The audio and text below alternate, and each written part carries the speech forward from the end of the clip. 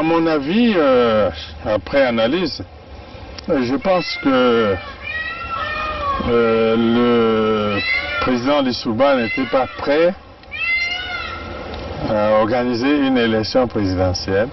Je crois qu'il cherchait l'application d'un article de la Constitution qui disait que si pendant la campagne électorale l'un des candidats venait à mourir, le président de la République était autorisé à proroger son mandat et à renvoyer l'élection à plus tard.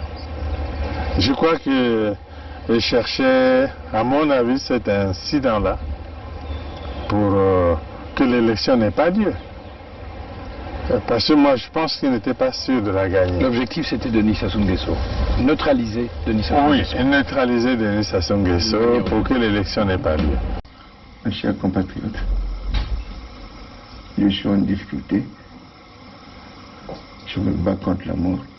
Mais cependant, je vous demande de vous lever pour le changement. Je ne me serai pas battu pour rien. Battez-vous.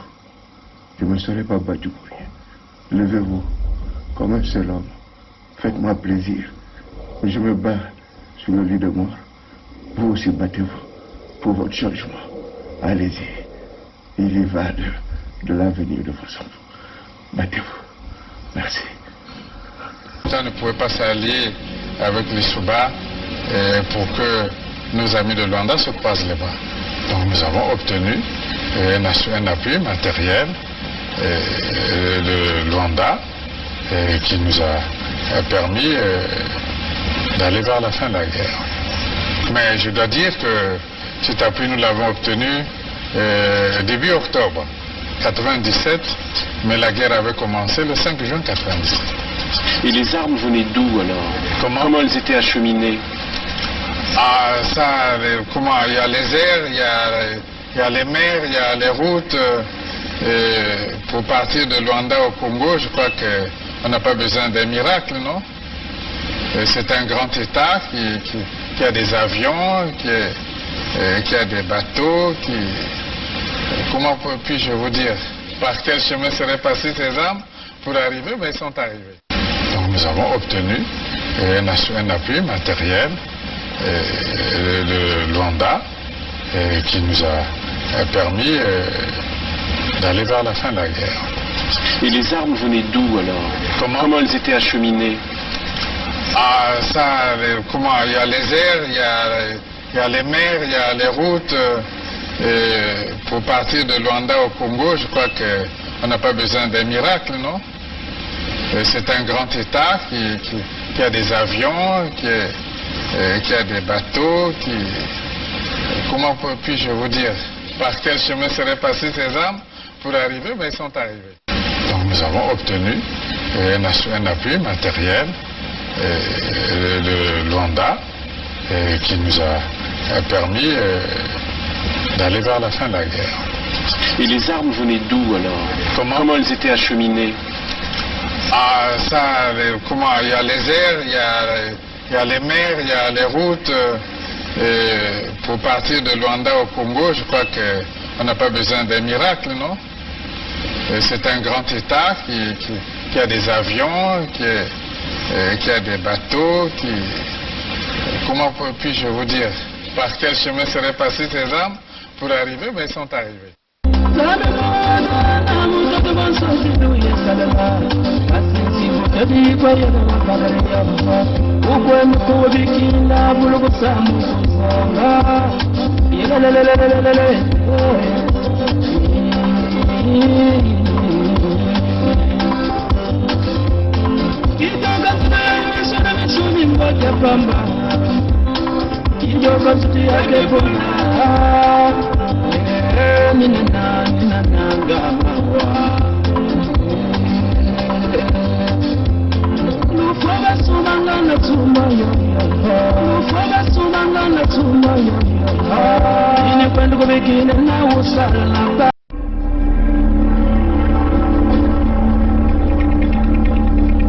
C'est les Congolais qui sauveront le Congo.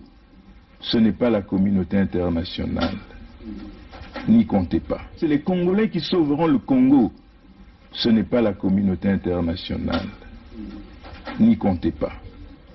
I am not came here to battle and to struggle. I came here to help my country to develop themselves.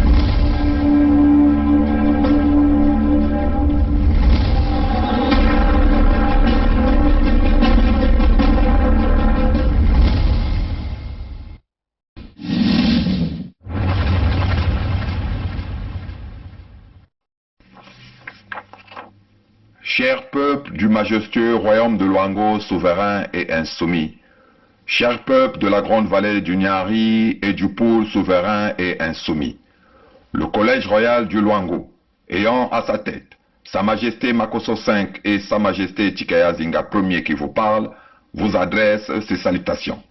Récemment, vous avez été très nombreux à manifester votre mécontentement, votre indignation face aux tueries ciblant la jeunesse sud-congolaise basée sur les terres du Luango souverain et insoumis, notamment basées à Pointe-Noire.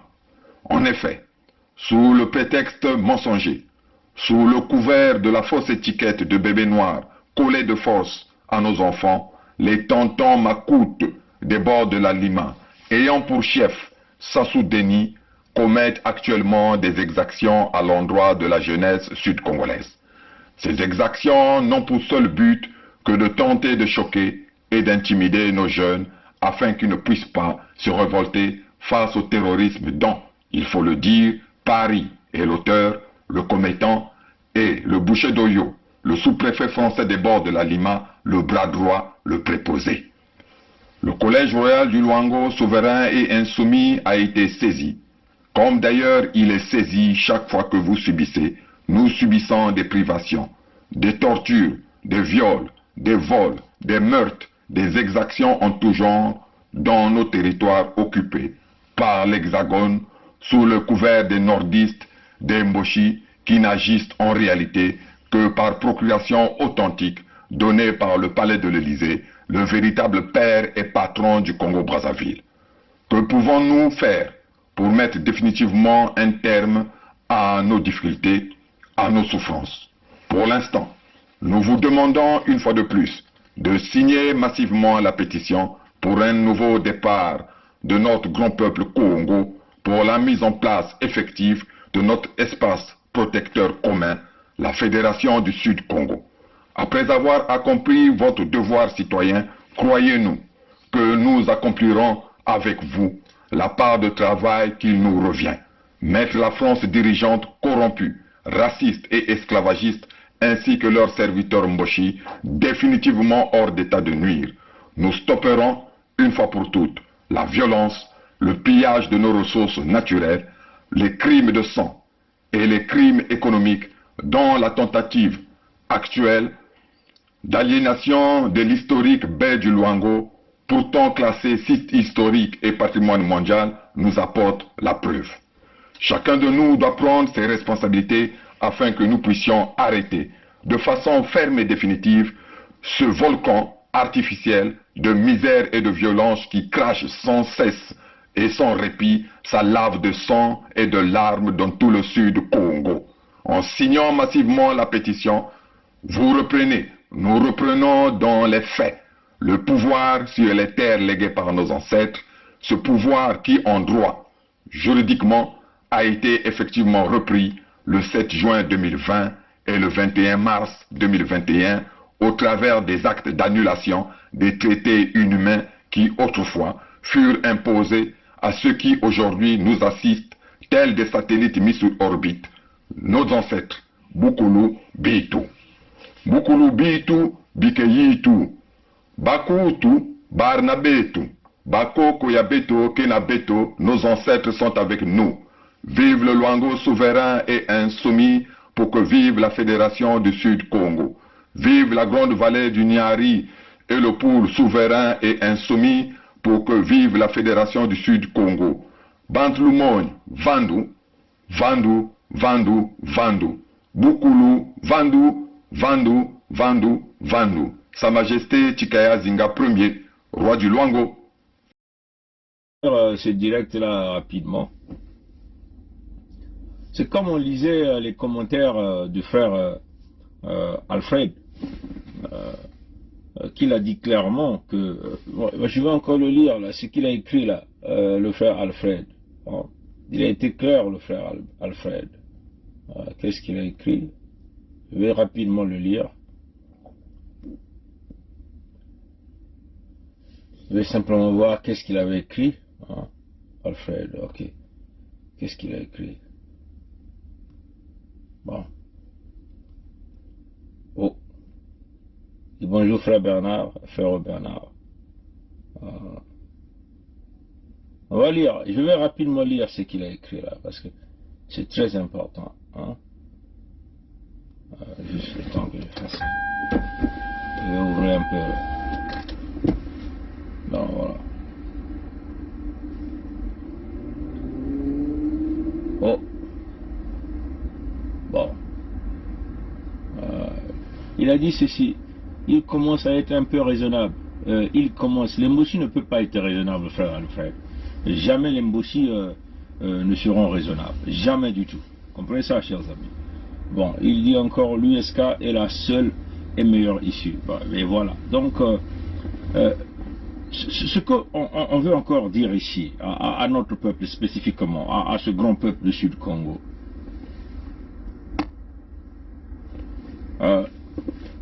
l'USK, c'est pas pour Pongi, ce n'est pas pour Kayi, ce n'est pas pour Birangi, ce n'est pas pour les rois Chikaya Zinga 1er Makosso 5, ce n'est pas pour les Nitu, les sœurs Olga et tout le monde. L'USK, c'est pour les peuples du Sud Congo. Comprenez ça, chers amis? Donc, si vous vous reconnaissez comme un enfant du Sud Congo, on voit mal pourquoi l'USK va être un problème. Parce que vous avez essayé toute la dynamique. Vous avez essayé l'unité nationale. Nous aussi, nous avons été dans l'unité nationale. Hein. Pour ceux qui nous ont suivis pendant plusieurs temps, ils ont vu, à YouTube, on a plus de 500 et quelques vidéos, peut-être même 600, 700, où on a passé beaucoup plus de temps dans le contexte de l'unité nationale. Et ce même contexte de l'unité nationale nous a emmenés un peu partout, hein, dans la recherche des solutions, potentielles solutions.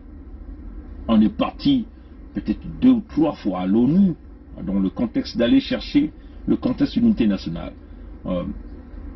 Le tout dernier voyage que nous avons réalisé, c'est sur ce voyage-là où on a tous les amis de la résistance s'est retrouvé aux États-Unis. Vous avez vu pendant ce voyage, le frère Roland Nitu était avec nous, des indignés 242. Même l'autre qui aujourd'hui a shifté parce qu'on a simplement décidé de suivre le cadavre de Kolela. Oui, on comprend que Kolela est décédé. Kolela est décédé, mes chers amis. Kolela est décédé parce qu'il y a eu une erreur de nos frères au sein de la diaspora. Ils doivent reconnaître ça. Comprenez ça, chers amis.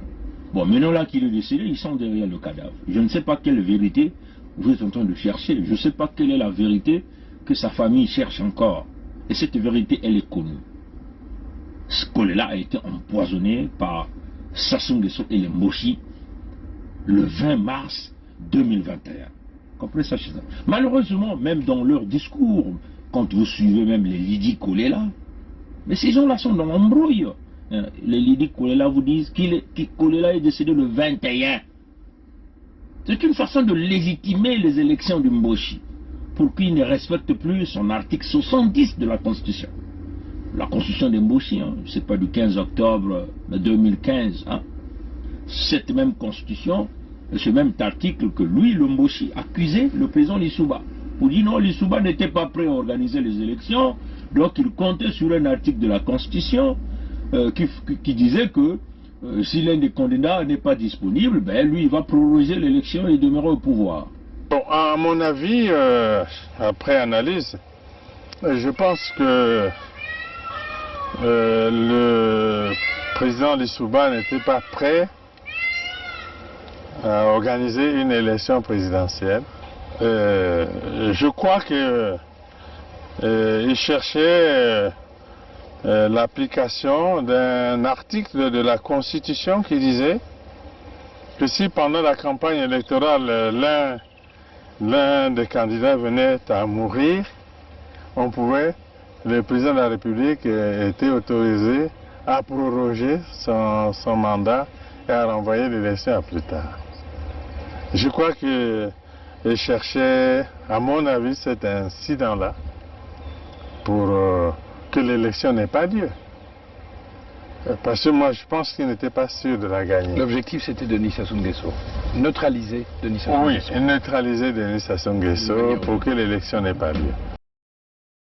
Et c'est là où moi j'indexe la famille Kolela. Parce que il y a un audio qui circule hein, d'une dame qu'on appelle Lidi Kolela qui appuie le décès du 21 mars de Kolela par Fegui. Alors que cette même famille met en doute les résultats de la première autopsie. Et ce sont ces mêmes résultats-là qui a confirmé le décès de Kolela le 21, non hein? C'est pas ça, chers amis. Si vous boudez l'autopsie là, donc ça veut seulement dire que vous ne pouvez pas aussi reconnaître la mort de Kolela comme étant le 21 mars 2021, mes chers amis. C'est un raisonnement mathématique. En suivant Télama, qui était là en ligne avec Christian Perrin et Lidi Kolela, Télama vous dit que, mais Télama fait partie de cette commission qu'ils ont mis en place où ils sont en train de dire, Télama c'est un Congolais qui vit aux États-Unis, il travaille en aide. Télama vous a dit que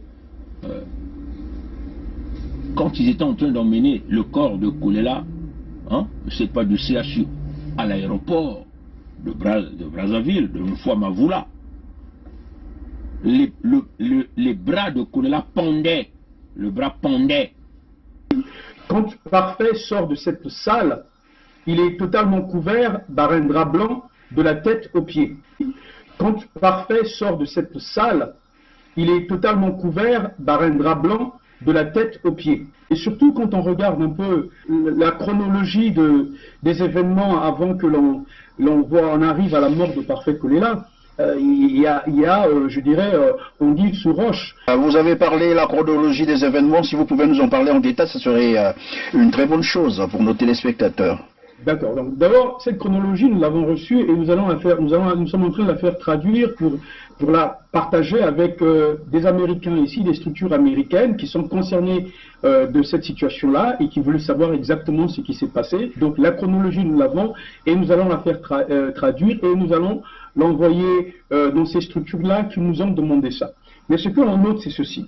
Parfait Kolela, à la maison chez lui, se sentait bien, est allé à l'hôpital de Makele pour faire une radio, a révélé justement un certain nombre une infection au niveau de ses poumons. Je ne donnerai pas trop de détails, mais il est revenu à la maison et de la maison, il pouvait parler, il pouvait discuter. On a vu à ce moment-là son médecin, je ne sais pas si c'est vraiment son médecin officiel, mais disons le maître Bileko, qui est venu à la maison, d'ailleurs surpris Parfait de voir Bileko à la maison, ne sachant pas qui lui a informé de quoi que ce soit. Et c'est le médecin Bileko qui demande à Parfait d'aller à l'hôpital Sécurex.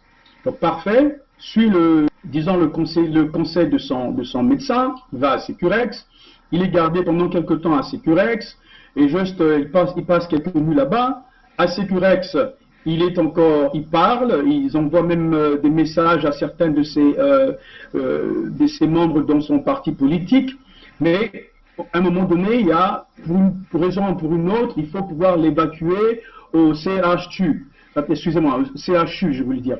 On l'évacue au CHU, et puis quand il arrive au CHU, il est là dans une salle, on nous dit qu'il y a un haut gradé, un général qui est dans la salle avec lui, qui est aussi un médecin.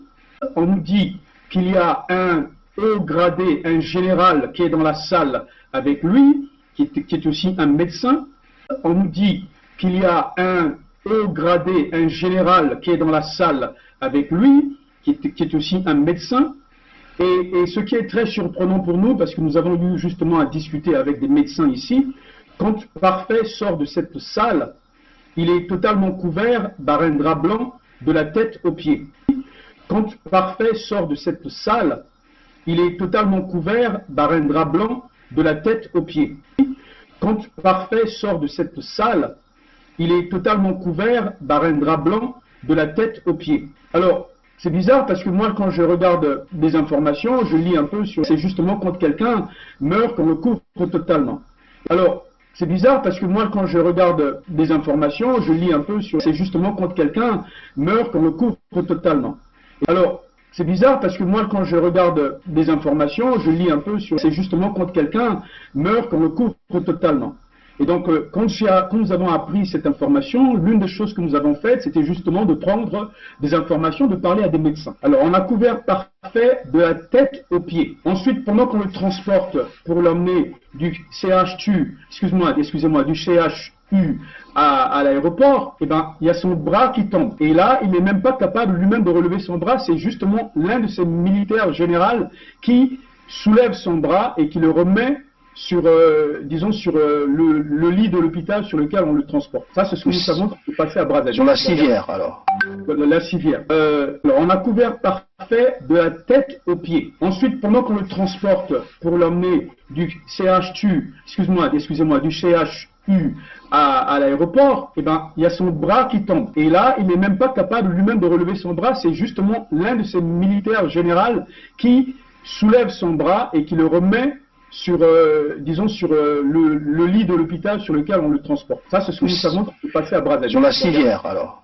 La civière. Alors, on a couvert Parfait de la tête aux pieds. Ensuite, pendant qu'on le transporte pour l'emmener du CHU, excusez-moi, du CHU à l'aéroport, eh ben, il y a son bras qui tombe. Et là, il n'est même pas capable lui-même de relever son bras. C'est justement l'un de ces militaires généraux qui soulève son bras et qui le remet sur, le lit de l'hôpital sur lequel on le transporte. Ça, c'est ce que nous savons qui s'est passé à Brazzaville. Sur la civière, alors. La civière.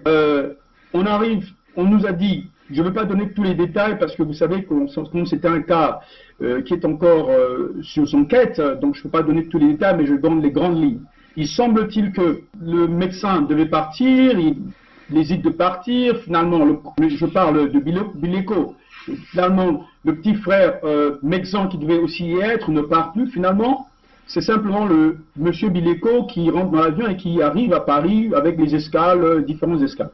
Bon, ça, c'est les détails qu'on pourra suivre après. Maintenant, ce qu'on a comme information, c'est que Parfait, soi-disant, d'après le docteur Bileko, Parfait serait mort 5 minutes avant l'atterrissage de l'avion. Alors, nous disons simplement qu'il y a, c'est suspect, parce que l'autopsie dont Midi vient de parler nous dit que Parfait est mort le 21, alors que eux ils arrivent le lundi 22 à Paris. C'est un général du régime Sassou qui a pris le bras, qui a remis le bras. Ça montre déjà les signaux d'un cadavre. Tellement vous dit encore. Moi je vais rechercher cette vidéo là, je vais mettre ça y est sur le YouTube de frère Christian Perrin. Je vais encore mettre ça, cette section là, que le frère Christian Perrin me permet de sectionner et de publier ça. Tellement vous dit encore quoi, que le corps de Kola était couvert d'un drap blanc, du pied à la tête. Et c'est ce qu'il dit. C'est pas Pongui qui est en train de l'inventer. Le sachez ça. Demandez à n'importe quel médecin, il vous dira que ce n'est qu'un cadavre, un corps qu'on met le drap blanc du pied jusqu'à la tête. Un homme vivant, on ne peut pas le couvrir la tête. Impossible. Vous comprenez ça, chez nous? Et là, nous étions le 20. Vous comprenez ça, chers amis? En plus, il y a des audios de Blaise Elenga. Elenga Blaise. Vous connaissez Blaise Elenga? Allez-y, regardez la Cotrade, tapez sur Google. Cotrade, cette compagnie écran de Moshi, hein, qui vendait le pétrole de Luango partout. Cette compagnie qui a enrichi les Moshi. Vous allez voir Blaise Elenga là comme étant l'un des administrateurs. Blaise Elenga, c'est lui qui a appris Sassou Nguesso Christelle Denis comment voler le pétrole. Les rouages de pillage, de vol de ce fils de Sassou, ce putain de merde qui se dit grand ministre, hein, qui se dit grand diplomate, un voleur réputé. Comprenez que vous croyez que si vous nous donnez, si on a l'opportunité d'avoir Christelle Denis là, vous allez le voir comme ça là. Il va pleurer son père et sa mère. Comprenez ça, chers amis. Blaise Elenga vous a dit, dans 2 audios qui circulaient, il confirmait la mort de Kolela. Comprenez ça? Blaise Elenga, c'est un garde du système Sassou, un mot aussi très proche. Et il le confirme, il le dit. Il donne même l'heure. Et ça, c'est l'audio du 20. Et qu'est-ce que banni? Là, je parlais avec des proches de Denis, là. Enfin, en version féminine, là. Sur le côté là-bas, au Canada, sœur Wana. Donc, c'est confirmé, hein. Apparemment, c'est 21h, hein. Moi, je crains pour lui parce qu'il était, dit-on, en situation de comorbidité. Et avec la campagne, il va de soi que c'était un cluster, hein, bah, meeting Wana. Alors, il était hyper tendu, diabétique, dans toutes les conditions de comorbidité réunies. Est-ce qu'il va tenir la respiration pendant le vol? Le cœur a dû se fatiguer avec tous ces meetings-là et tout, total. Hein. Oui, mais je pense que Denis, il doit paniquer parce que très vite, la thèse de l'empoisonnement, on va l'emporter sur celle du Covid, hein, au Ebi. Voilà. Et tu connais nos parents tchèques, hein. Et là, j'imagine que Ndengue doit être excité. Je vais essayer d'appeler sa fille, voir comment ça se passe là-bas. On garde le contact hier. C'est très grave, c'est une première chez nous. Et en plus, ça se passe du mauvais côté, parce que, mes parents tchèques, ils vont pas se laisser faire. Enfin, ils vont pas se laisser faire. Ils vont gueuler, hein. Je sais pas quelle va être la réaction d'un Toumi, par exemple. Même si avec Paco, c'était pas trop ça. Ben, il va prendre le leadership, je sais pas, total. Moi, je suis encore à Kin, j'observe encore au moins une semaine ici. Ton chin battait le cambo parfait fuiri. C'est comme tu veux. Cambo fuiri déjà. Mais la famille veut changer. Comprenez ça, chers amis. Oui, malheureusement, on ne nous a pas écoutés. On a beau parler sur cette affaire-là, personne ne nous a écouté. On a dit, c'est une élection de Moshi, retire-toi. Non! La diaspora a tourné 2 semaines pour aller donner le support. Maintenant, le frère est parti. Ces mêmes gars-là qui critiquaient ce frère-là, qui était comme nous, hein, dans un positionnement radical, en le traitant de traite d'une mère Moshi, ainsi. Nous aussi, on l'a fait. Hein? C'est ceux-là qui deviennent maintenant les avocats numéro 1. Quelle vérité vous cherchez? Kolela a été tué avec... on vous avait parlé, avant la mort de Kolela, on vous a donné tous les signaux. Les vidéos sont encore là. Comprenez ça, chers amis? On a parlé même de l'effet Tister. Allez-y regarder encore la vidéo que nous avons mise dans YouTube, que nous avons dit l'effet Tister.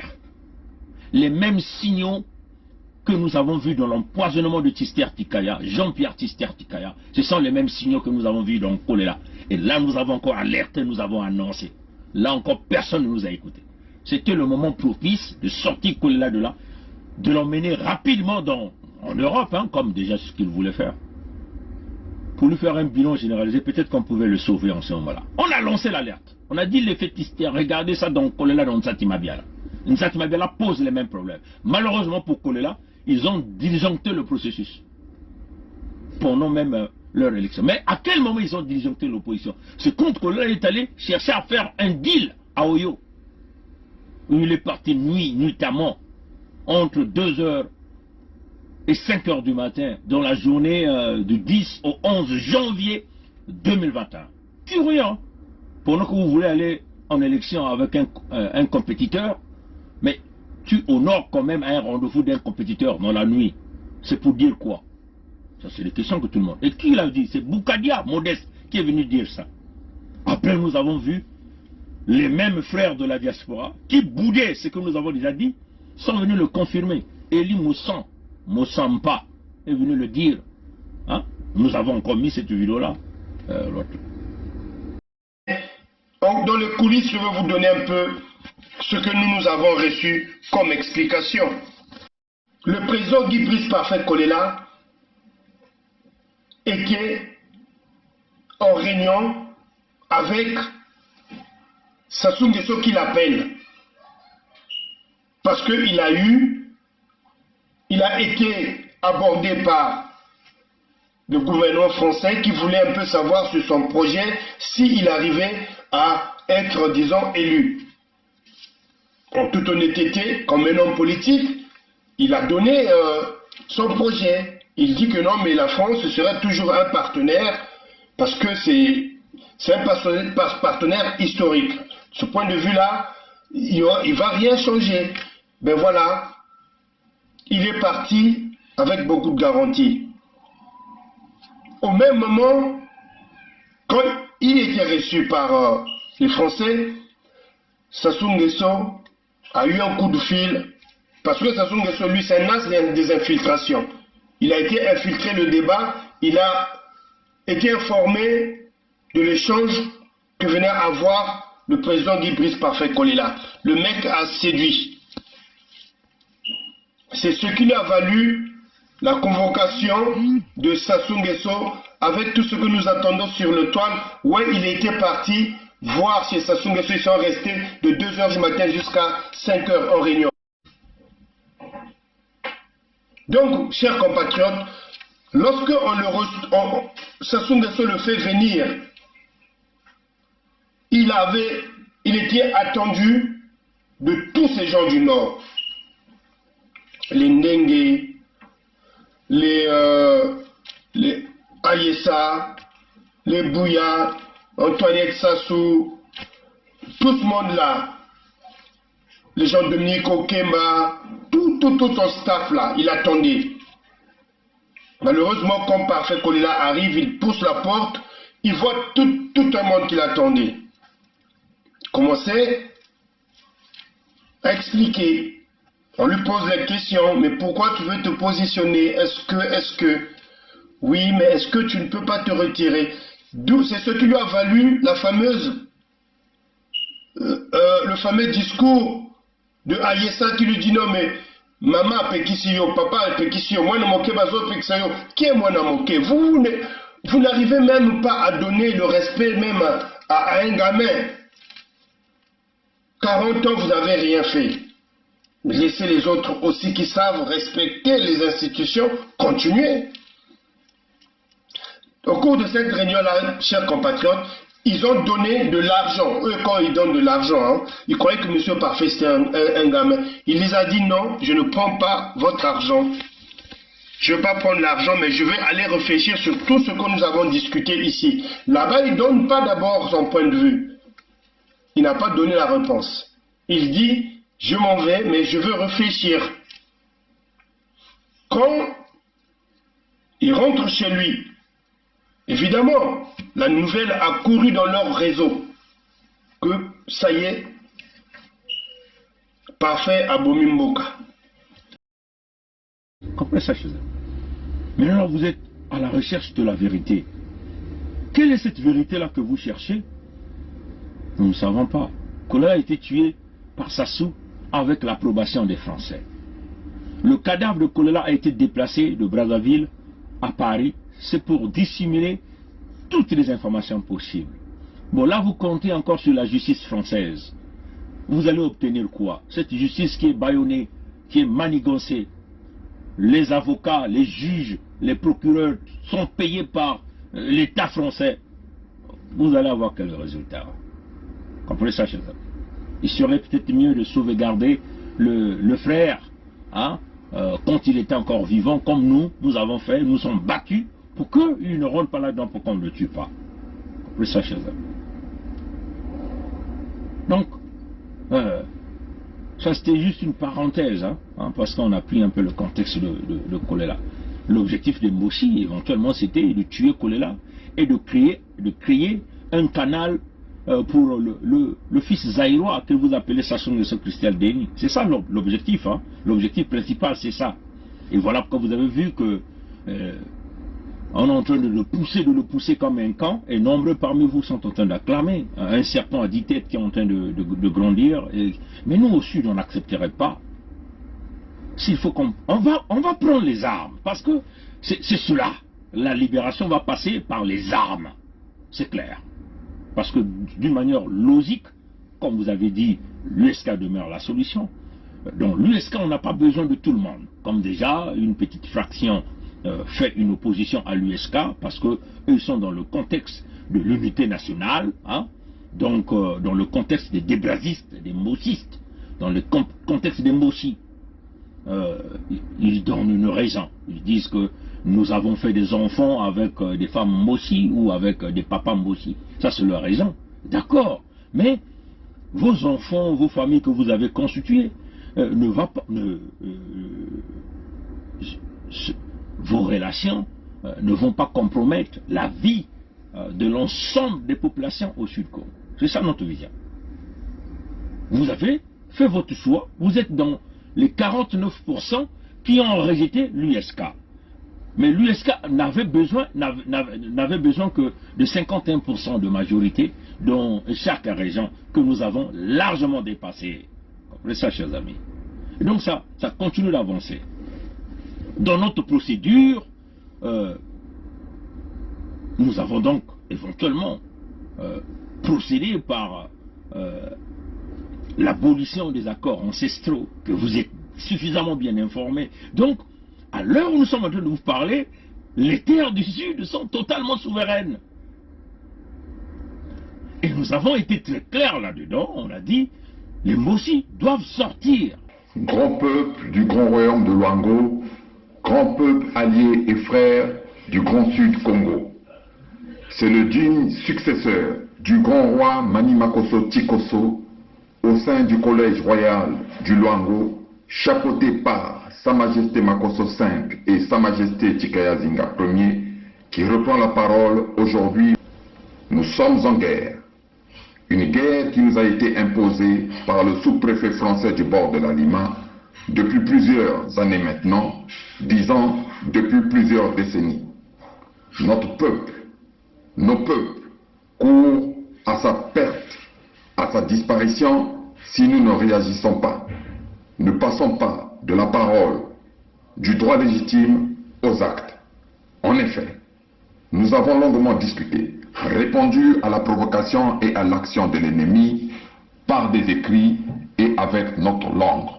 Mais il importe, il sied de constater que nous n'avons pas été écoutés comme nous le voulions par la communauté dite internationale qui, in fine, seront complices d'une extermination, d'un génocide. Nous n'avons pas également été écoutés par des personnes dont nous pensions qu'elles détenaient encore en elles une parcelle d'humanité, c'est-à-dire la diaspora du Nord, la diaspora Moshi, installée sur nos terres, les terres léguées par nos ancêtres.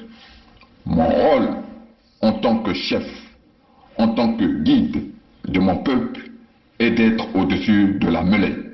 Cependant, être au-dessus de la mêlée ne veut pas dire assister passivement, sans rien faire, à l'assassinat et à la disparition de son peuple.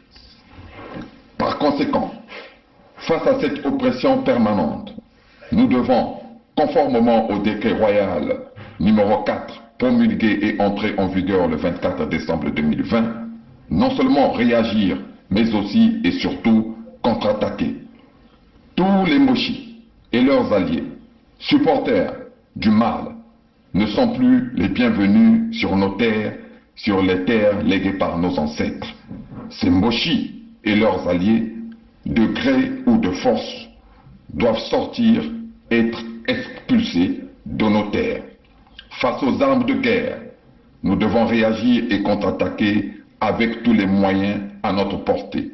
Pétrole domestique, allumettes, pavés, bâtons, etc. N'importe comment, il s'agit de ne plus croiser les bras et subir l'action du gang des barbares. Nous sommes en guerre parce que la guerre nous a été imposée.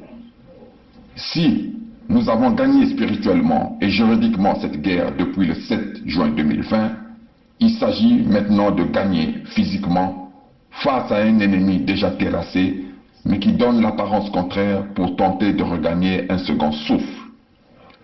Grand peuple du grand royaume de Luango, grand peuple allié et frère du grand sud Congo, agissant maintenant, car demain il sera trop tard.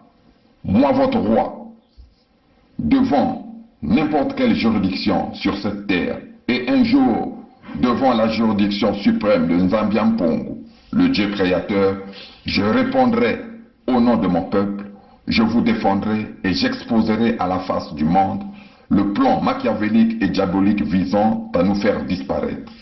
C'est de ce plan dont il s'agit. Ce plan dont il s'agit de mettre un terme dès maintenant. Vive le Luango souverain et insoumis pour que vivent les royaumes et chefferies unis du Congo. Vive le royaume de Luango souverain et insoumis pour que vivent les royaumes et chefferies unis d'Afrique. Sa Majesté Tikaya Zinga Ier, roi du Luango. Bokolo Vandu, Vandu, Vandu, Vandu. Leur employeur, qui est Macron Emmanuel, pour dire sort tes mercenaires. Mais ils ne veulent pas. Comprenez ça, chez eux. Ils ne veulent pas. Pourquoi ils ne veulent pas? Parce qu'ils se disent que nous avons les armes, donc on va aller au clash. On va aller au clash. Et nous sommes des hommes avec des couilles. Et on va aller à ce clash-là. Souvenez-vous, Ndengue vous a dit quoi quand il était en train de s'attaquer à Mambeke, ce jeune étudiant? Oui, allô? Oui, Mambeke. C'est le général. Donc, qu'est-ce que tu as rédigé là, toi? Hein? Le général Dengue. Tu as rédigé quoi sur tes tracts? Tu veux qu'on arrive chez toi? Tu veux? Hein? Tu veux qu'on arrive chez toi? Bon, j'envoie du monde chez toi. Tu cherches. Puisque tu veux la guerre, je veux t'apprendre ce que c'est que la guerre, ok? Même là où tu vas fuir, nous allons t'arrêter. Tu n'es qu'un imbécile. Tu as compris? Et nous allons t'arrêter. J'envoie du monde chez toi, maintenant là. Tu as compris, non? Réponds, réponds. Comment? Tu sais ce que tu as fait? Tu sais? Comment? On était parti à une assemblée. Il n'y a pas question d'assemblée. Nous sommes dans une situation où l'enjeu politique est difficile. Dans le pool, il y a des élections. Et vous voulez quoi? Toi, tu veux quoi? Arrêter les élections? Non, monsieur. Tu es fou? Tu es fou? Hein? Toi, tu es fou? Tu vas arrêter les élections? Vas-y, arrête ça. Et je crois que tu vas disparaître, toi. Vas-y, réponds. Ok? Tu sauras de quel bois se réchauffe. C'est le prix des sacrifices que les Congolais ont eu ce pouvoir. Et ont eu la paix. Paix. Sinon, on serait somalisé ici. Alors, vous voulez faire quoi? Ou alors, tu te présentes de toi-même. Tu te présentes avec ton président. Vous vous présentez chez moi ou si je viens te chercher. Alors, ce sera grave pour toi. C'est clair? Oui, monsieur le président. On se présente demain. Oui, vous présentez demain. Je vous attends. Des arguments incendiés, on peut le dire comme ça, en disant que ils ont eu le pouvoir là par le prix de leur sacrifice. C'est ce qu'il a dit, hein, le pouvoir par le prix de leur sacrifice. Donc pour eux, ils se disent que Ce pouvoir-là, ils l'ont acquis d'une manière légitime. Hein, c'est ça qui est dans leur tête, par le prix de leur sacrifice. Et ils parlent que nous avons voulu être somalisés. C'est ce qu'il dit. Alors que c'est eux qui sont venus faire le coup d'État avec la France. Parce que dans l'USK, nous excluons la France. À moins que la France revienne, revienne sur une table de négociation. Des négociations. Mais la France, elle est orgueilleuse. Hein? Elle est orgueilleuse. Elle est hautaine, on peut le dire comme ça. Parce que ces brigands en cravate comme ça, hein? En cravate noire, cravate bleue, chemise blanche, chemise bleue, costume noir, costume bleu, pensent qu'ils sont plus intelligents que nous. Mais ce qu'ils pensent. Quand même qu'on les a interdits, on a dit à Macron et Emmanuel de sortir ces gens. Bon, ils ont fait semblant de ne pas écouter. Ils se disent que nous sommes là, ils veulent le clash. Et Sassou lui-même, il sait que dans ses positionnements, il veut le clash. Le clash va arriver. Mais nous avons dit ceci. Et on le répète. Nous viendrons pour libérer notre peuple. Nous viendrons pour vous sortir doucement de nos terres. Mais si vous tirez un coup de canon contre notre peuple et que notre sang coule, nous serons obligés de vous chasser jusque dans vos villages au nord. C'est ce que nous avons dit. Et nous sommes très clairs là-dessus. Vous m'avez entendu? Non, vous ne m'avez pas entendu. Nous viendrons pour libérer notre peuple qui a pleuré, qui nous attend, qui crie matin, midi, soir pendant plus de 25 ans. Maintenant, 25 ans, ce peuple-là est en train de courir, en train de pleurer. Comprenez ça, chers amis.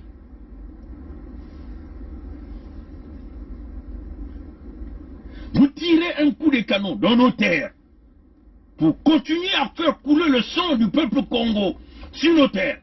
Nous n'aurons pas de choix de vous poursuivre jusqu'au fin fond de vos villages au nord là-bas. Ça veut seulement dire que vous n'aurez même pas une petite quantité d'eau comme ça pour pêcher.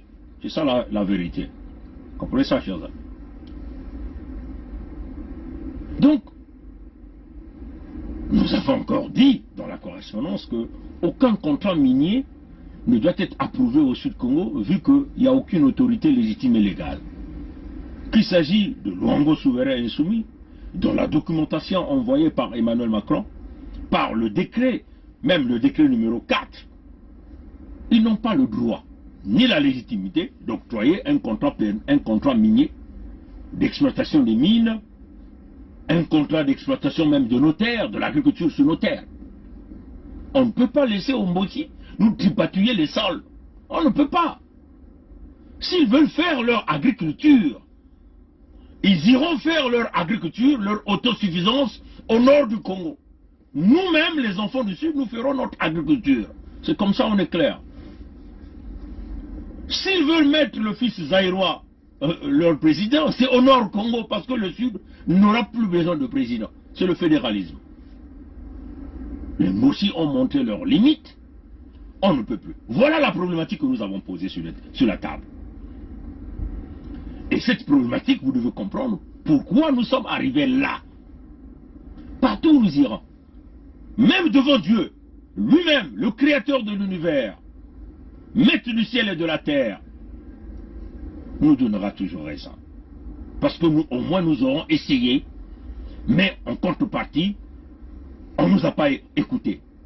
Mais regardez encore l'ignorance, même l'attitude des frères du Nord. Hein, ce que vous appelez les frères du Nord et les sœurs du Nord. Parce que moi je les appelle tous des mbosistes. Ils font quoi? Ils ne disent rien. Au nom du pacte. Et ce pacte qui bénéficie, eux ils se disent non, le pacte ne bénéficie qu'à Sassou. Ne bénéficie pas à tous les mbossis. Mais vous faites quoi en contrepartie? Que faites-vous pour mettre terme à ce pacte-là? C'est là toute la question. Hein? Ceux qui me disent, oui, ce ne sont pas tous les mbossis, ce ne sont pas tous les intels au nord là-bas. Il y a beaucoup de nordistes, il n'y a que le petit clan qui bénéficie de tout. Ah bon? Mais que fait la majorité? Hein? Parce que ce n'est pas une question de... C'est une question de nord-sud ici là. La problématique elle est connue. Nord-sud. Maintenant, Que fait la majorité du Nord qui n'est pas d'accord avec ce clan de Sassou, ce système de Sassou? Que dalle. Bouche hermétiquement fermée. On tue au sud, on ne dit rien. On pille au sud, on ne dit rien. On vend les terres des sudistes, on ne dit rien. On fait que les routes soient payantes au sud du Congo. Au nord, aucune route n'est payante, on ne dit rien. On comprend ça, Joseph? On fracasse les hôpitaux, on ne dit rien. Parce qu'ils savent qu'ils ont leur milice. Mais nous allons détruire cette milice-là. Leur milice qu'ils appellent les forces armées. Ils savent qu'ils ont une police remplie de rebelles. Nous allons combattre cette police-là. Avec nos moyens de bord. C'est ça. Nous nous dirigeons aux classes. Et ça, les Français sont suffisamment informés. Parce qu'on n'a pas de choix. Comme ils veulent le clash, ils ont dit qu'ils ont eu le pouvoir par le biais de la guerre. Et Sassou dit, venez prendre donc le pouvoir. Nous viendrons pour vous sortir au sud du Congo. Mais donc, si vous voulez faire la guerre, nous allons donc faire cette guerre-là avec vous, avec des armes lourdes. Et nous allons aussi vous montrer la force de ce que nous sommes capables de pouvoir mettre là, au sud du Congo. C'est ça, cette démarche, mes frères et sœurs. Maintenant, s'il y avait encore des intellectuels au sud du Congo, ou encore une racaille des intellectuels au nord, on peut le dire comme ça, ces gens-là devraient réfléchir à la problématique et dire, mais attendez, cette affaire de l'unité du Sud, c'est une force, c'est une balance populaire.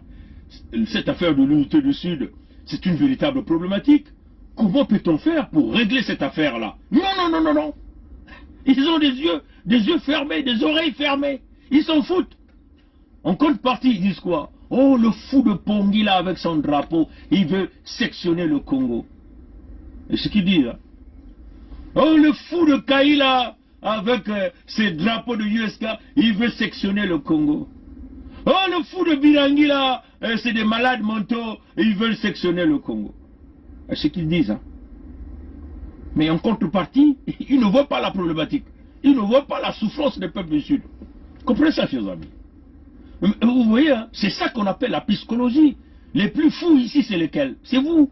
C'est vous les Mboshi, c'est vous cette racaille. Même nos propres frères, les Mbosistes et les débrasistes. Les débrasistes, on les définit à tout moment. Les débrasistes sont les anti-sudistes. Les débrasistes sont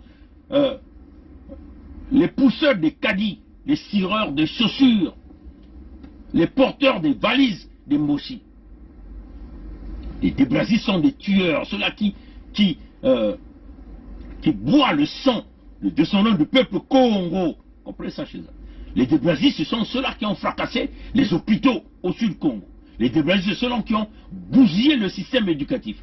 Les débrasistes, ce sont ceux-là qui ont fracassé l'économie, bousillé les entreprises, détruire l'épine dorsale de l'économie du sud que nous appelons le chemin de fer Congo-Océan. Comprenez ça chez eux. Les débrasistes, ce sont les membres de la loge, qu'il s'agit de la franc-maçonnerie, de la Rose-Croix, de Maïkari, toutes ces loges bidons que vous connaissez, ce sont les débrasistes. Les débrasistes, ce sont ceux-là qui pratiquent la sodomie, qui détruisent nos cultures. Les débrasistes, ce sont ceux-là qui sont en train de mettre en pratique le troisième génocide camouflé, c'est-à-dire l'extermination à petit feu des populations au sud du Congo. Les débrasistes, ce sont ceux-là ou celles-là qui vendent les terres des sudistes, qui exproprient les sudistes, qui pillent les ressources naturelles, qui tuent les sudistes. Les débrasistes sont les enfants du travail, donc Bané Moussala, Bané Salou, hein, des Français, des gens de Pompidou. Les débrasistes sont les nègres des maisons.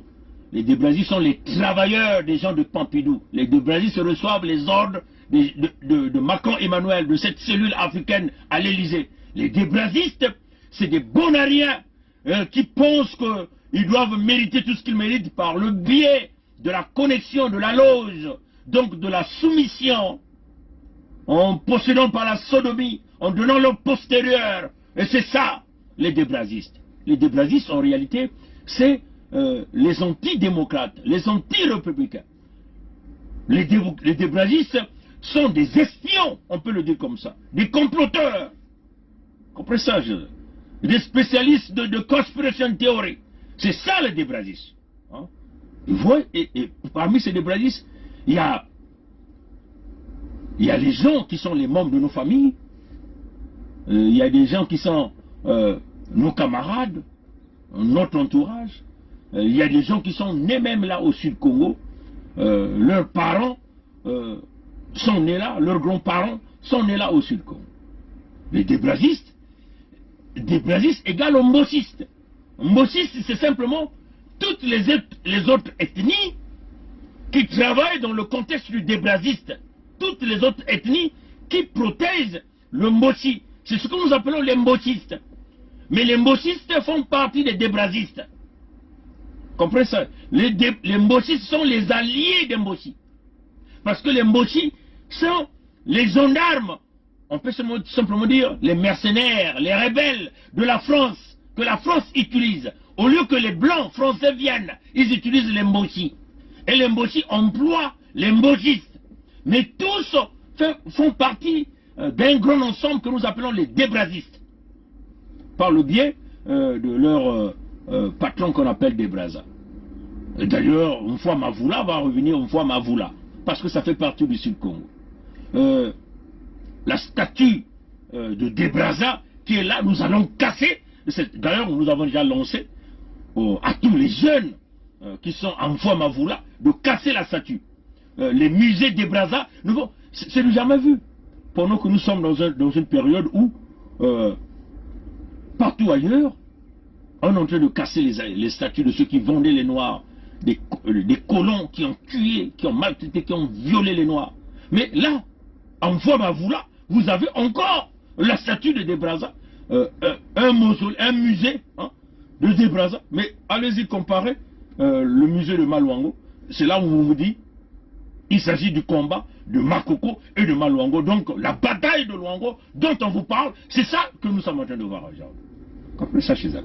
Donc, on ne peut pas accepter, à partir de mois de mars, comme nous l'avons dit, on ne peut pas accepter que nos ressources naturelles, que les Mbossi exploitent. La preuve en est que le pétrole de Luango qu'ils sont en train d'exploiter aujourd'hui, le gaz de Luango qu'ils exploitent aujourd'hui, qui bénéficie de ça? C'est nous les Mbossi. Regardez un voleur comme Christelle, un voyou comme Christelle, Sassou Nguesso Deni, aujourd'hui se met au rang d'un diplomate. Curieux, chers amis. Recherché aux États-Unis, partout des scandales avec l'argent du Congo, voleur réputé. Il n'a jamais aimé même les mbossistes eux-mêmes. Même les mbossis, certains mbossis. Vous croyez que le Zaïrois là vous aime? Il ne vous aime pas. Il est en train de vous piéger.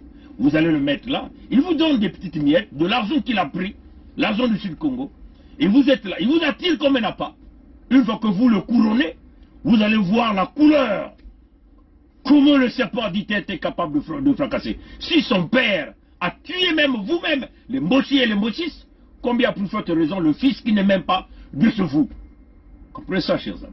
Ce n'est pas une question de s'attaquer aux frères zaïrois, mais vous comprenez que les frères zaïrois et les sœurs zaïroises ont mené la guerre à Kabila. Ils ont dit que Kabila était un Rwandais. Et ils s'attaquent aux Rwandais jusqu'aujourd'hui pour dire les Rwandais sont en train de piller leurs matières premières. Comprenez ça, chers amis. Et là, les amis de la République démocratique du Congo ou les amis du Zaïre doivent comprendre notre lutte. Nous ne pouvons jamais accepter le Zaïrois, Sassou Nguesso Christelle Deni. Jamais, disons même son père, il n'est pas reconnu. Comprenez ça, donc on ne peut pas nous l'imposer. C'est un voleur, nous le traquerons, nous le retrouverons. C'est une question de temps. Là, nous sommes dans la démarche pour comment sortir les Mbossi et les gens de Pompidou sur nos terres. C'est ça notre démarche, c'est ça la démarche. Et c'est là où le clash va avoir lieu. Et le clash va avoir lieu, le clash aura des conséquences sur les intérêts des gens de Pompidou et les intérêts des Mbossi. C'est ça la réalité. Parce que les Mbossi ont laissé chez eux, au nord Congo, ils sont tous au sud Congo. Allez-y voir, Luango. Ils se sont appropriés de Luango comme Luango était chez eux. Les Mbossi sont devenus les chefs de quartier. Les Mbossi sont devenus les chefs terriens. C'est pas chez vous. Vous allez rentrer chez vous. C'est ça la démarche. Quand vous ne voulez pas une véritable négociation, parce que nous, on ne peut pas accepter que nos ressources naturelles soient gérées par vous. Parce que vous êtes des experts en incompétence, vous êtes les plus cons, les plus médiocres, vous êtes les grands voleurs, des grands assassins. Vous ne pouvez donc non pas gérer, vous n'avez pas la compétence de gérer les ressources naturelles qui se retrouvent sur nos sols. C'est totalement impossible. Vous ne pouvez non pas gérer la politique parce que vous ne connaissez pas la politique. La politique, c'est pas tuer. La politique, c'est pas voler. La politique, c'est pas mener une entité dans une banqueroute. Qu'il s'agisse de banqueroute sociale, banqueroute économique, banqueroute ainsi de suite. C'est pas ça la politique. Nous avons appris dans une mindset anglo-saxon, la politique, l'économie étroitement liées. La politique, l'économie étroitement liées avec le social.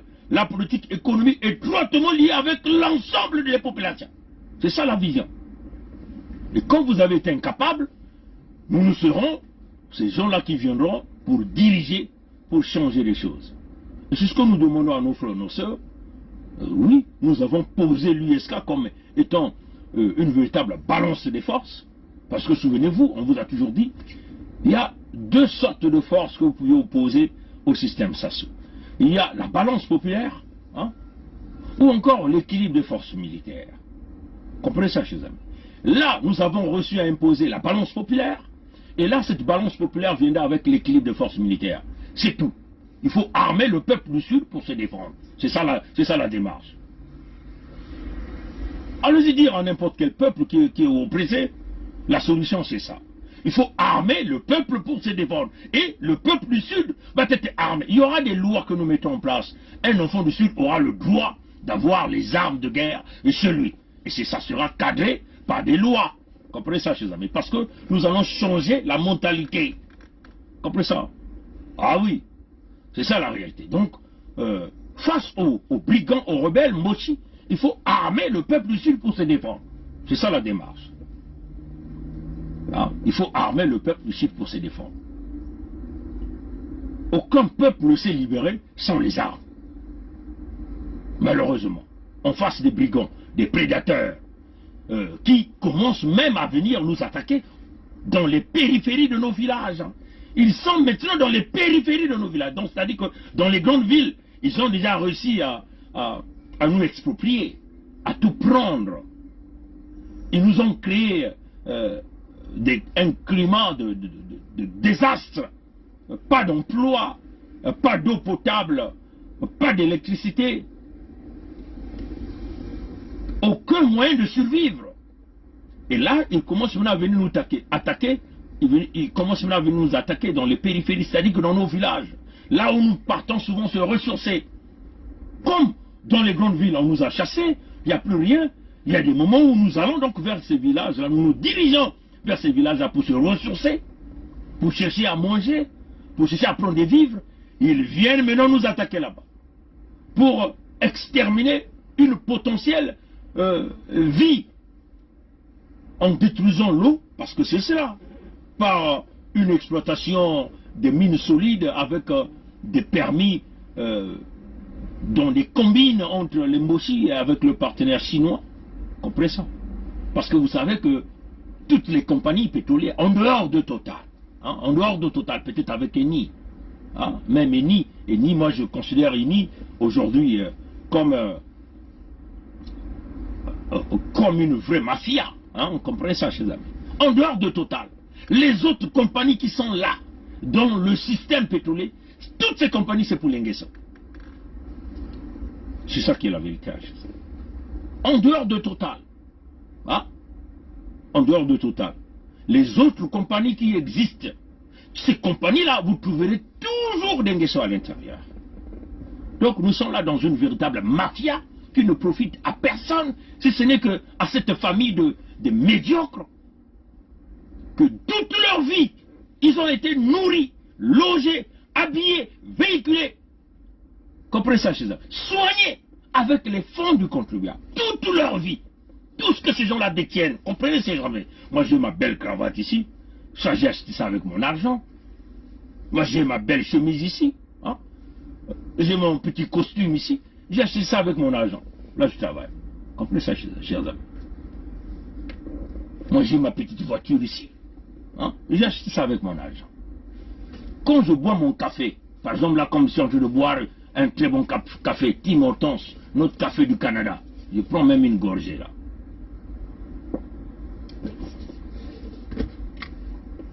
Même quand j'achète mon petit gâteau de Madeleine, comme ça, chers amis, je l'achète avec l'argent qui revient de la sueur de mon front. Comprenez ça, chers amis? Mais tout ce que ces moussis-là ont, je dis bien, cette famille de merde de Sassou, et toute son écurie, tout ce que ces gens-là détiennent, en partant de la chaussette, du caleçon, du pantalon, du cravate, tout ce que les assiettes, je dis bien, tout ce qui est matériel, ils ont acquis ces biens par l'argent du Sud Congo. Comprenez ça, chers amis? Non, est-ce que vous comprenez? Non, vous ne comprenez pas. Et ça, c'est pas en une année, en un mois. Comprenez ça? Plus de 40 ans, 50 ans, chers amis. Ces gens-là n'ont jamais mérité ce qu'ils ont. Ils peuvent sortir, aller se servir dans les comptes de l'argent revenant des ressources naturelles du Sud Congo. Est-ce que vous comprenez la gravité de mon discours? Ils ont toujours été nourris, véhiculés, soignés avec les fonds du Sud Congo. Pendant ce temps, le peuple pourvoyeur, les notaires, dont il y avait Nkwamikangu, Nkwalulendo, Nzambimpungu, nous a donné cette grâce d'avoir ces richesses. Ce peuple-là, propriétaire des terres, ne bénéficie de rien. Rien, chers amis. En contrepartie, on oppose des mercenaires armés qui viennent taper, tuer les jeunes. On tue les jeunes, mais c'est pas possible. Même un animal est respecté au Sud Congo. La manière dont ces barbares bastonnent nos mamans, chers amis, bastonnent nos sœurs, prennent les enfants de l'école, et tapent sur le goudron. On en face des animaux. Comprenez ça, chers amis? Et ce sont ces gens-là que nous les avons toujours nourris, nous les avons toujours véhiculés, nous les avons toujours logés, nous les avons toujours soignés. En contrepartie encore, même quand on parle de soigner, ils viennent tous se soigner là à l'hôpital américain là à Paris. À l'hôpital américain à Paris. Pendant ce temps, chez nous, il n'y a rien. Comprenez ça, chers amis? Donc, c'est une véritable problématique que nous avons posée sur la table. Maintenant, ceux qui viennent nous traiter de radicalisme, les moussis qui viennent nous traiter de radicalisme, ils doivent d'abord dire pourquoi ils n'ont jamais refusé, pourquoi ils avaient refusé les propositions qui ont été émises dans le manifeste de la libération du Congo à cette époque. Pourquoi ils ont refusé ces propositions? Alors que c'était là l'opportunité de saisir l'opportunité pour dire, mais attendez, ça c'est une véritable question qui s'est posée.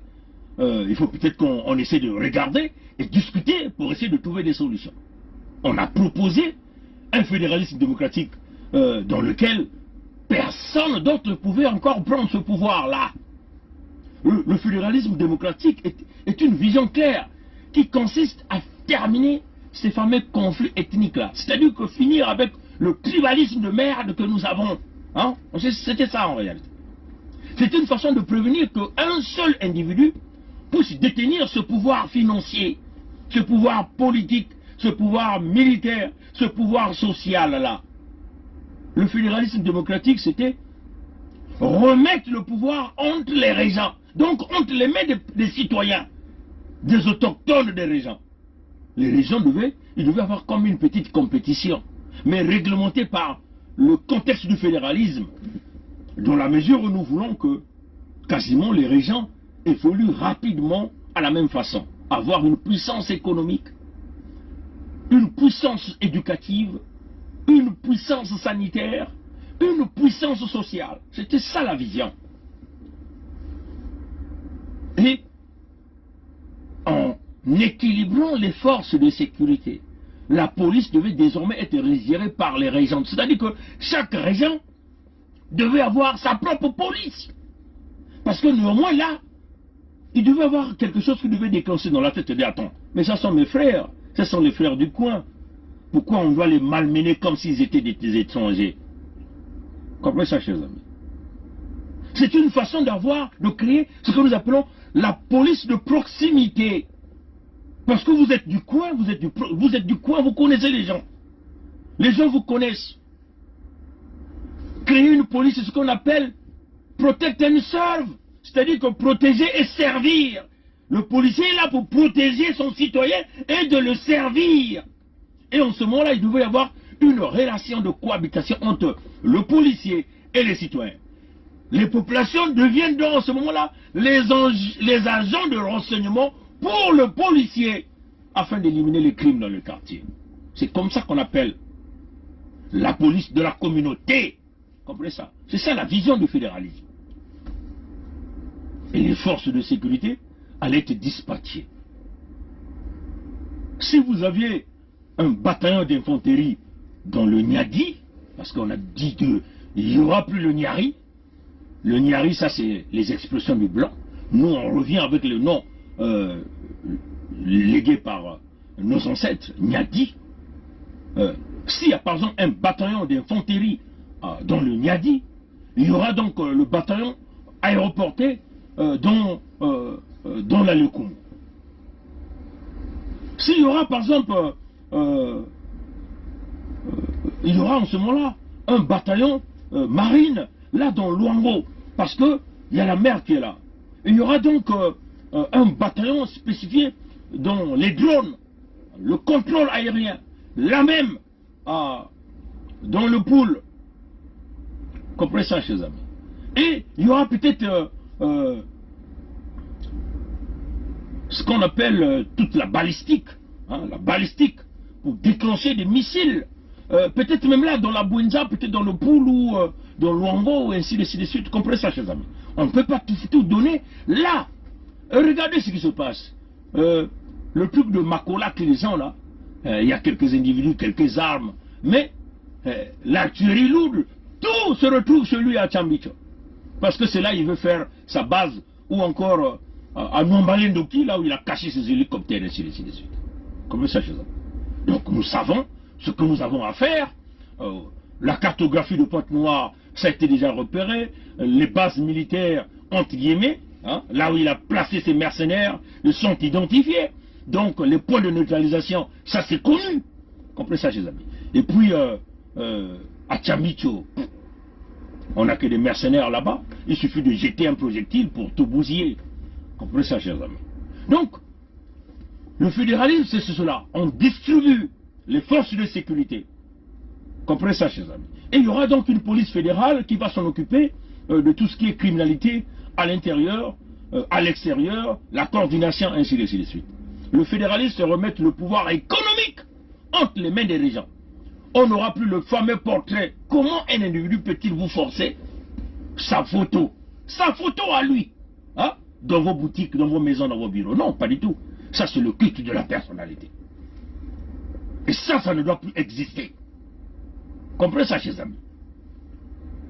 Moi, je parie que même en France, je crois qu'on ne voit pas la photo de Macron quand même dans les bureaux des gens, dans les boutiques, chers amis. Allez-y à Châteaurouge, vous ne verrez pas la photo de Macron qui a été imposée dans les magasins, là à Châteaurouge, comme une loi, et qu'il faut acheter cette photo. Obligatoirement, il faut avoir cette photo. Donc non, ça c'est le culte de la personnalité. Ce qu'on appelle la domination.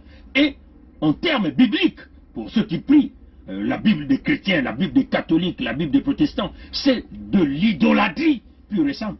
Vous êtes en train de vénérer ça comme un dieu. Non, ça n'aura pas. Au sud, il n'y en aura pas. À la place de la photo d'un vulgaire, d'un voyou, d'un brigand comme Sassou, vous voyez que là, vous êtes en train de mettre la photo d'un criminel, la photo d'un voleur, la photo d'un assassin dans vos bureaux. Donc, c'est-à-dire que vous vénérez un criminel, mes chers amis. C'est incroyable. Moi, ça dépasse mon entendement. Comprenez ça, chers amis. Désormais, vous prenez donc la photo de vos enfants que vous allez mettre dans votre boutique. La photo de votre famille. Si vous êtes dans votre bureau, mais vous allez mettre peut-être votre propre photo. la photo de vos enfants, la photo de votre famille. Comme un peu le système anglo-saxon. Dans nos bureaux, ben, il y a ceux qui emmènent les photos de leur famille, ils exposent là. Ce n'est pas la photo d'un individu. Il va pas être au centre de votre business. Quand vous vendez, ce n'est pas lui qui fait que vos produits soient achetés. Vous êtes en train de coupiller pour chercher du bénéfice. Et là, on vous impose 50 000 d'un portrait. Attendez, le culte de la personnalité doit terminer. Et parce qu'il n'y aura pas un individu à la tête. Plus un individu à la tête. La fédération va être gérée par un individu avec, par exemple, un premier ministre. Ça, c'est la fédération qui va décider, dans le contexte démocratique, quel est le nom, le titre que nous allons donner. Est-ce que c'est une présidentielle représentative, comme par exemple en Italie, en Suisse. On peut aller par le système, par exemple, canadien, où il n'y a qu'un seul premier ministre. On peut aller même dans le système britannique, ou même de l'Australie. Tout est possible. Ça dépendra de nous. Comment nous voulons faire donner ce titre-là. Et il y aura une présidence tournante. Peut-être une année, 2 ans après, ça passe de telle région. Une année, 2 ans, ça passe à telle région. Et ça va donc automatiquement éliminer ce que nous appelons le tribalisme ou le régionalisme. Donc que vous voyez aujourd'hui dans les fameux gouvernements des Mboshi. Mais regardez, il y a combien de sudistes à l'intérieur. Vous avez vu le gouvernement de Mboshi, ce qu'ils ont appelé le gouvernement des ministres de colonel Anatole Di Makosso. Vous avez vu, il y a combien de gens du sud là-dedans? Domination des Mboshi ou domination des gens de la cuvette centrale. Domination du nord. Tous les postes stratégiques sont gérés par les Mboshi. Là où il y a des entrées d'argent. Les postes stratégiques, tout c'est par les Mboshi. On ne peut pas diriger comme ça, mes chers amis. On va changer avec la vision de l'USK, la façon de faire la politique, la façon de faire l'économie. Voilà pourquoi on vous dit qu'à l'USK, vous êtes à l'école de la politique, vous êtes à l'école de l'économie, vous êtes à l'école dans le domaine social. Vous comprenez ça, chers amis? Donc, mes très chers compatriotes, on est clair, il faut que ça rentre dans la tête de nos parents. Désormais, nous allons commencer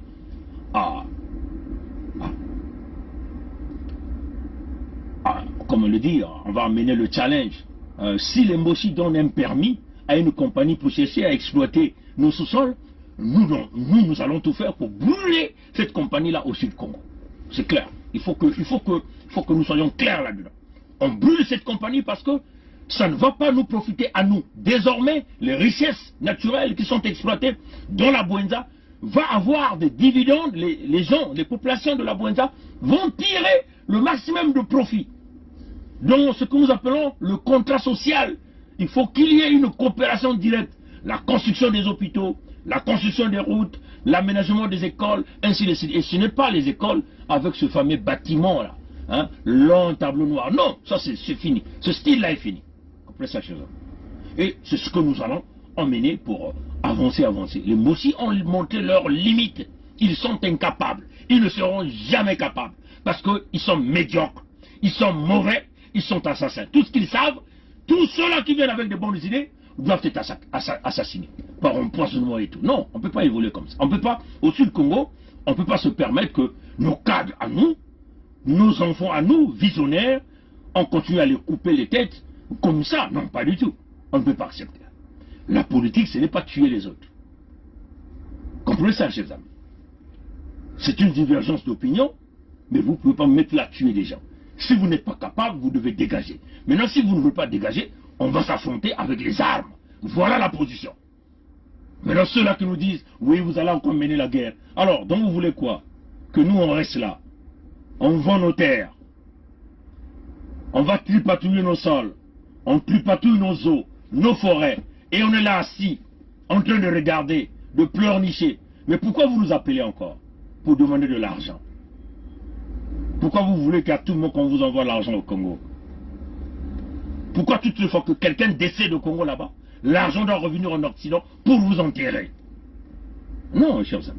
On va donner des opportunités des gens d'avoir leur assurance vie, faire fonctionner le business, les assurances vont fonctionner, et pour continuer à payer les funérailles des gens. C'est comme ça qu'il faut développer. On va changer, on va dérégler la manière dont les Mboshi ont calibré les têtes de ces jeunes filles qui ne pensent qu'avoir un copain pour s'en sortir. Non. On va donner les cadres nécessaires à nos enfants, nos jeunes filles, leur donner l'opportunité et sortir le maximum de l'intellectuel qui dorme, de l'intellectuel qui dort dans ces filles-là, afin qu'elles soient les élites. Ces jeunes-là qu'on appelle aujourd'hui des bébés noirs, nous allons les récupérer. Prenez par exemple l'exemple de la République démocratique du Congo. Tous ces jeunes qu'on appelle les bébés noirs, les Koulouna, ils sont où? Mais ils sont en train d'apprendre comment cultiver, comment servir leur pays, entre guillemets. Hein? Ils sont en train de cultiver le maïs, ils sont en train partout. C'est une formation, on les prépare à réintégrer la société en leur donnant le métier. Et une fois qu'ils vont réintégrer, ben ce sera des entrepreneurs qui vont produire pour leur société. Voilà la vision de l'USK. Alors pour le moment, les gens de Kakamoueka doivent refuser. S'il faut brûler ces engins, il faut brûler. Ne rentrez pas surtout dans les tentatives de corruption. Donner quelques miettes à un chef de village pour endormir l'ensemble de la jeunesse. Le site de Kakamoueka, le site de Sunda, est exceptionnellement réservé pour le barrage. Et nous, comprenez, chers amis, depuis que ce Congo-là est Congo, hein, l'entité Congo, hein, c'est une première hein, que vous êtes en train de voir comment les Mochis sont rentrés dans une vitesse de croisière à vendre les terres du Sud. C'est du jamais vu. Même... comme on le répète, parce qu'avec les Congolais, les Congolais de l'entité C, il faut toujours répéter. Avec notre peuple du Sud Congo, il faut toujours répéter. Le président Youlou n'a jamais vendu les terres. Le président Youlou n'a jamais détruit les terres comme ça. Le président Youlou n'a jamais volé autant, comme les Mboshi sont en train de faire. Le président Massamba Deba n'a jamais vendu les terres. Le président Massamba Deba n'a jamais détruit. Même Ngwabi, Marie Ngwabi, n'a jamais vendu les terres, à l'exception du Kabila qu'il a lâché après aux Angolais. Mais ça, c'était notre dossier. Mais il n'a jamais vendu, il n'a jamais inquiété nos parents dans les fins fonds de nos villages. Oui, mais là, le Mboshi, au lieu qu'il aille inquiéter ses propres parents au Nord Congo, non, il vient inquiéter nos parents à nous au Sud. Et vous voulez que nous, on reste calme, on ferme les bouches? Non, pas du tout. Même Yombi au Pango, et pourtant c'est un Mboshi, mais il n'a jamais inquiété nos parents. Comprenez ça, chez eux.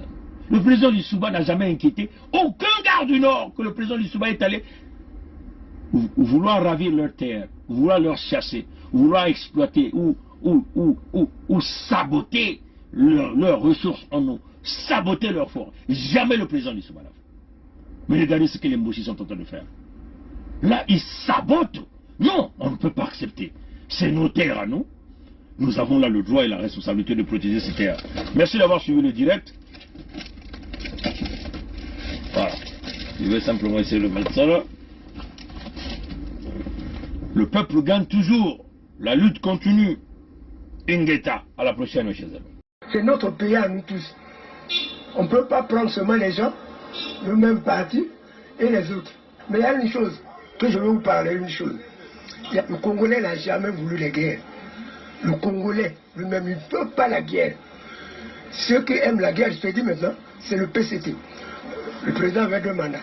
Pourquoi lui, il veut prendre 3? Le Congolais n'a jamais voulu les guerres. Le Congolais lui-même, il ne peut pas la guerre. Ceux qui aiment la guerre, je te dis maintenant, c'est le PCT. Le président avait 2 mandats. Pourquoi lui, il veut prendre 3? Peut nous aider. Quand on est engagé, la peur s'estompe.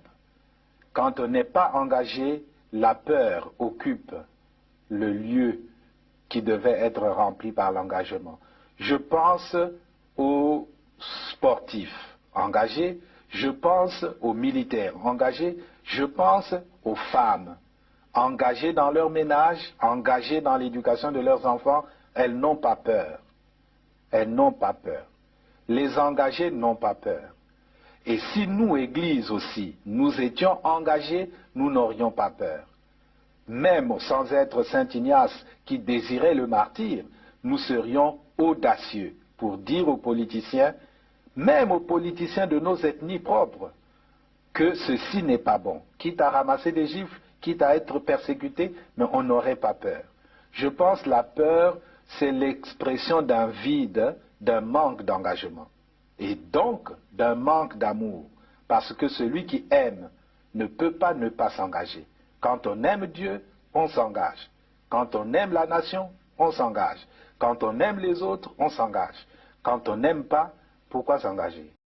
Et je vous dis, aujourd'hui, je vous le dis, nous avons eu le général Dabila, moi, et le colonel Bongo, qui était à la sécurité militaire, nous avons eu à rendre compte au cours d'une réunion de commandement présidée par le président de la République de ce que des assassinats étaient commis et qu'il fallait prendre les mesures pour faire cesser cet état de choses.